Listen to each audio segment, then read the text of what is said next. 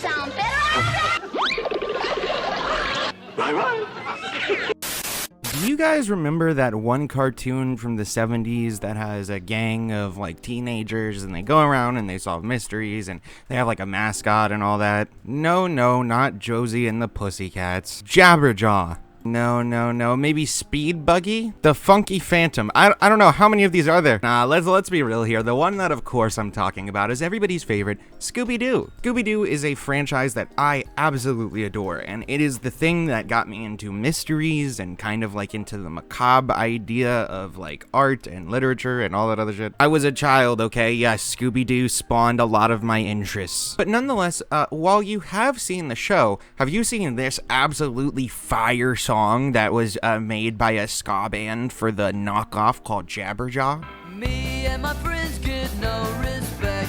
What does Scooby do that we neglect? Scooby-Doo that we neglect. It goes so hard, come on. Okay, anyway, I digress. What I really am here to ask you is, have you seen the running compilation over on YouTube of the Scooby-Doo series? A small channel named Style Diaries put out a compilation of the Scooby-Doo running scenes of the old Where Are You show just from season 1, and it totals 15 minutes and 56 seconds. And as a kid, especially when you're thinking about older cartoons, a lot of the times they were just very basic running gags that were repeated, and you would have very similar like formats for every single episode. When it comes to Scooby-Doo, if we really kind of focus in on what the show is, it basically is a group of kids going to a new location and experiencing a scary thing and consistently just running away until they finally decide to take some agency and make a trap in order to get the villain. And again, for something like a Saturday cartoon, this obviously works. It's an easy format, it's one that's ripe for gags, and you have all sorts of different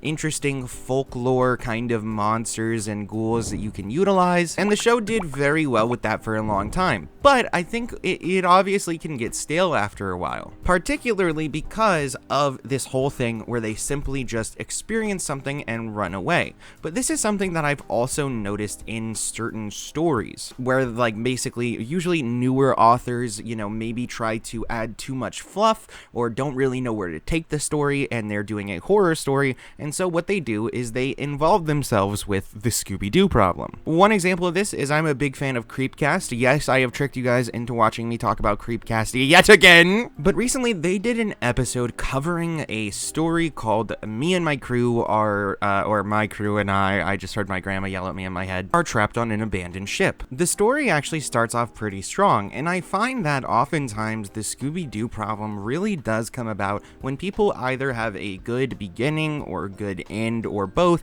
but really don't know what to do in the middle, or sometimes even just for the end as well. And I think that is kind of the case with this story, and I want to say as well, like, this is not to knock the author of the, you know, My Crew and I Are Stuck on an Abandoned Ship. I think this is something that it's a very easy trap or pitfall to fall in. And essentially the story starts off with them getting into some sort of shipwreck, but then an abandoned boat comes along and it's a very large ship. When they get on it, they start having all sorts of strange experiences, including hearing voices and seeing people that aren't really there. There's kind of this element of everybody going mad, a questioning of like what is true, what is not. There's like elements of like ghosts pretending to be other people or seducing people. But what really happens is about, I would say probably a quarter to halfway through the story, you start to see the Scooby-Doo problem really unfold. You start to see the main character simply running from room to room, experiencing something scary, and explaining that fear as well as then just running away. Now, one thing that they called out, Creepcast did, like wendigoon and, you know, the meat guy, what they called out is that he repeatedly said my spine was chilled. And this is an issue too that comes along with this, is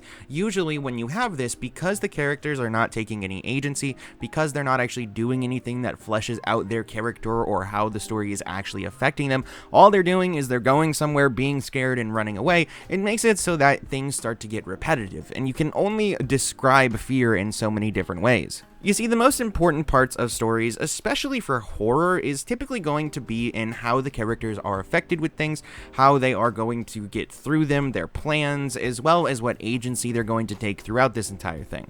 And I think that there was some elements of this, like for example, there was the one character who really like loved the oldies and loved this kind of 1920s world, and he was very easily roped into these ghosts' ultimate plan of bringing him into the afterlife. And I think how that character's backstory and everything really kind of meshed with the horror worked in a way that like almost no other part of the story did. It made it really interesting, and it also made it so that it's an understandable character point, but then it kind of just gets tossed to the side and is slightly mentioned here and there. And then ultimately the woman that seduces this guy into being in the afterlife kind of just becomes a third-rate jump scare towards the end. Really, you could have cut out a lot of the filler within this story, and I think that would have helped it a lot. But again, I think making it so that your characters are really having a lot of agency, going through these situations, dealing with them, explaining their mental processes, etc., I think would work a lot better. Particularly, here's one part that you missed a good bit of potential horror, is the part where there is the guy who does kind of mimic another person in order to make our main character think that he is some other guy. This point is used a couple times, but it's mostly only used to freak them out, not actually used in any way to truly affect the story. And on top of that, that is a very scary thing, and you could have this very interesting thing about the character talking about how it broke down their mental, how it basically made them, you know, kind of go insane and not be able to trust anybody, including his crewmates, but rather than that, he's just kind of scared and then it just goes to the wayside. And again, if you're doing like a Saturday morning cartoon, that's fine, and even sometimes in movies, like you'll get that, and that's where you get movies that are very jump scare heavy, but I think we all know those are very cliche, and the real good stuff comes from these like character moments and these other like horror pieces. So what do you guys think? Do you guys think that the Scooby-Doo problem is a thing? Do you think I'm tripping? Do you have you had any I'm having a stroke. Do you have any stories that kind of fall into this trap? Let me know in the comments down below. And besides that, guys, you know, let me know what else you want me to talk about. I'm here. I'm doing things, you know? Like and subscribe or whatever. I'll see you in the next one.